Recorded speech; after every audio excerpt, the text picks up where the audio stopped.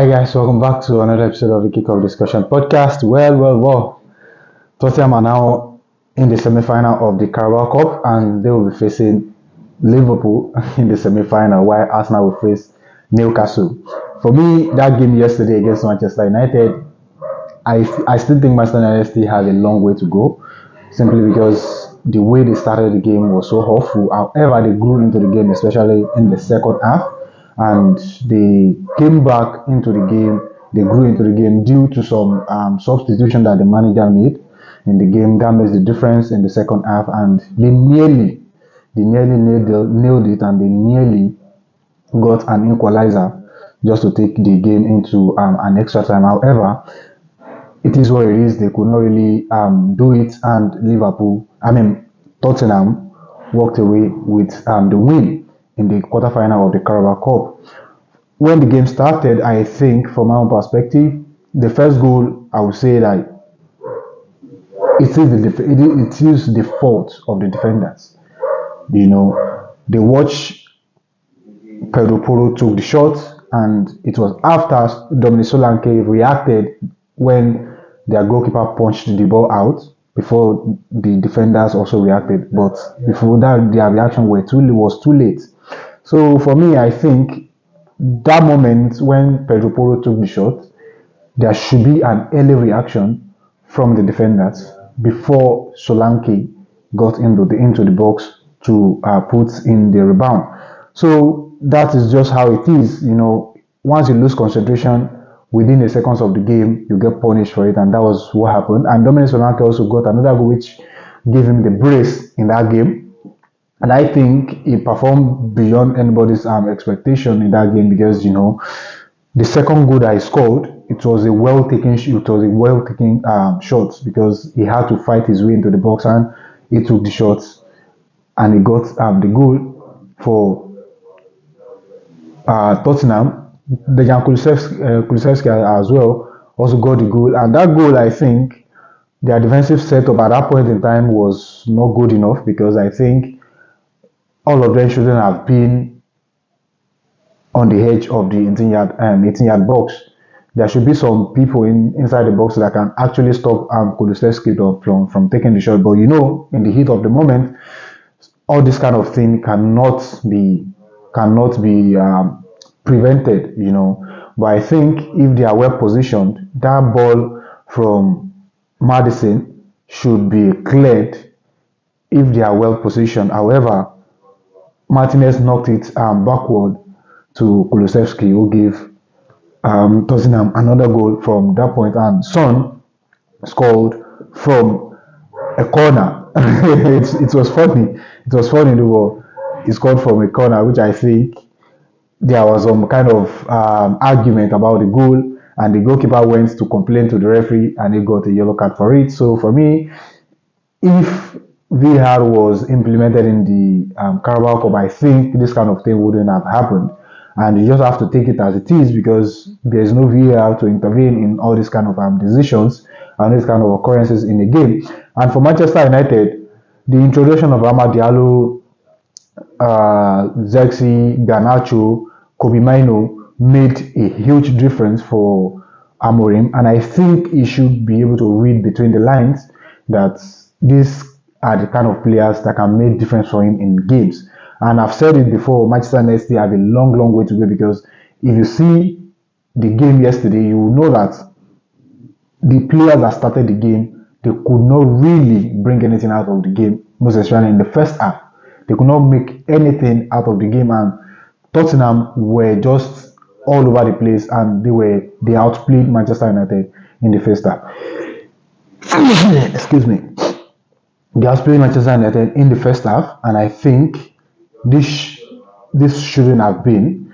So bringing them on in the second half made a huge difference. However, Ben Foster made a huge error. 2 errors, by the way. The first one is the goal for Zirkzee, where he made a back pass to. He was trying to play. They were trying to play out from a back, but he did not really know where the position of the player was before he made the pass, where Bruno Fernandes intercepted the ball, and that led to a goal for Zirkzee. And again, The second goal was a back pass as well, and he was so reluctant to make a clearance. He waited till Amad Diallo closed in before he wanted to clear the ball, and Amad Diallo made the best of Ben Foster. He intercepted the ball, and the ball ended in the back of the net.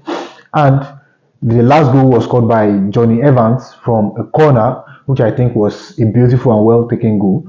But for me, if Ben Foster hadn't made those two errors, I think the game might have ended in 4-1. But this was to the advantage of Tottenham, because the goal that Son scored gave them the edge. However, if Son didn't score that goal and Johnny Evans went on to score that goal in that crucial moment of the game might have ended in 3-3, or probably it might have ended in a penalty. But what I wanted to drive out from this game is that Ruben Amorim needs to learn very, very fast, because this is Premier League and this is a very, very tough and difficult league to play in. So for me, I think he still have a long way to go, most especially in terms of players that he has at his disposal. Recently, I think over the week, I think few days ago, Marcus Rashford also said that he's open to new challenges, where Ruben Amorim tackled him that he should talk to the manager if he has anything in his mind.